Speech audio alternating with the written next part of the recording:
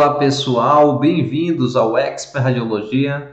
Hoje estaremos falando um pouquinho sobre o posicionamento oblíquo da mão, certo? Então a gente vai ver aqui duas imagens e eu gostaria de perguntar a vocês se vocês sabem qual a diferença entre esta imagem e essa imagem, entre essa radiografia e essa. Será que existe alguma diferença ou será que uma foi feita de maneira incorreta e a outra de forma correta?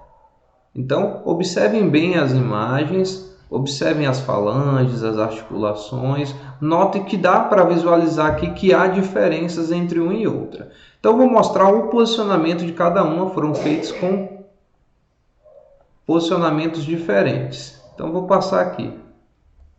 Pronto. Esta imagem foi feita no posicionamento que geralmente é comum a gente ver, comum realizar, que é o paciente põe a mão no receptor de imagem, você faz o oblíquo normal, como se fosse um ok, faz um ok, separa esse dedo, e aqui na hora de colocar, você inclina a mão para encostar todos os dedos ali no receptor de imagem. Então você vê que os dedos aqui, ó, eles ficam inclinados, e essa região aqui fica um pouco mais elevada aqui em oblíqua mesmo, certo? Então esse é o posicionamento que é mais comum a gente visualizar, né?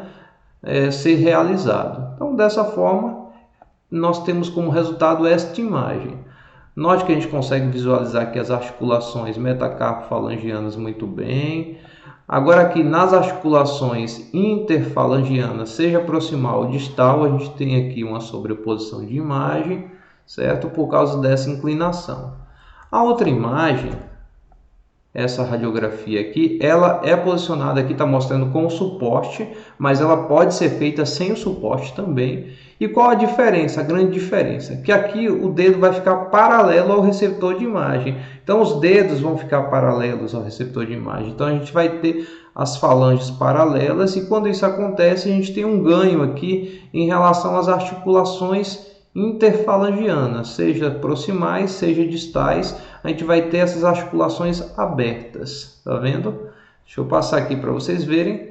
Aqui, com o suporte, pode ser feito sem o suporte, o importante é que o dedo fique paralelo ao receptor, como a gente consegue visualizar. Olha aqui, aqui com o suporte, a gente consegue ver aqui a falange distal, a falange média, a falange proximal também.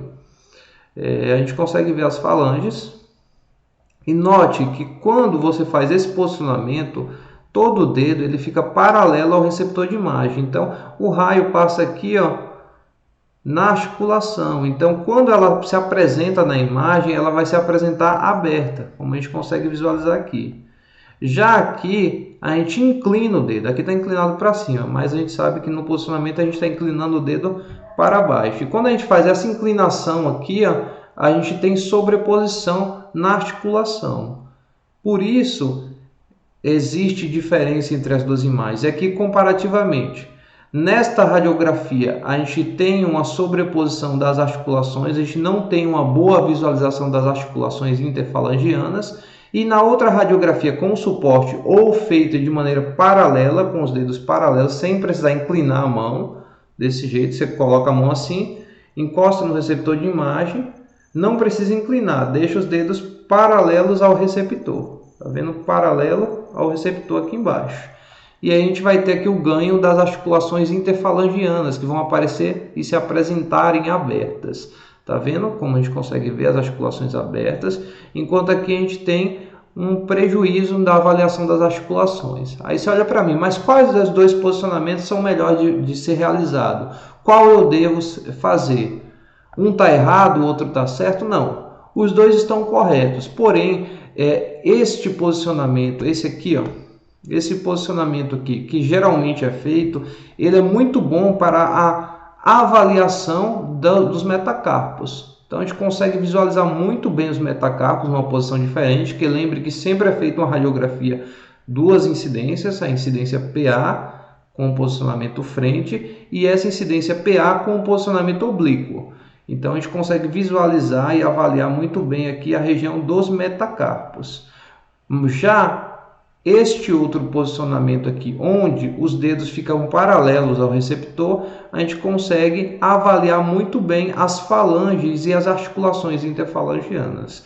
Então depende do que será avaliado. Está avaliando os dedos ou você está avaliando os metacarpos? Está avaliando as falanges ou os metacarpos?